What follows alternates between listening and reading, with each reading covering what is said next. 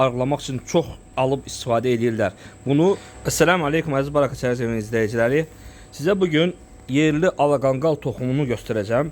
Baxın, necə tərtəmiz yerli alaqanqal toxumudur. Bu həqiqətən çox faydalı bir toxumdur, bitkidir.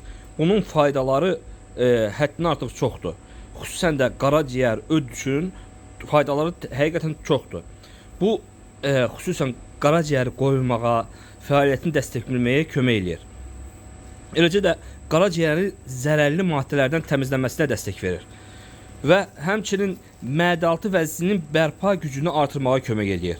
Bu alaqanqal silimarinlə zəngindir. Bu da insanın öd ifrazını artırmağa və qaraciyər öd sistemi üçün fəaliyyətinə daha güc qatmağa kömək eləyir.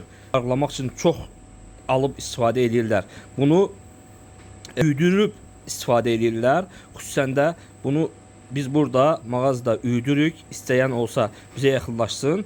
Üydüb gündə 3 dəfə, bir üydülmüş halında gündə 3 dəfə yeməkdən əvvəl bir çay qaşığı üydülmüş alaqanqal tozunu götürürsünüz, ağzınıza bir stəkan üstündən su içirsiniz.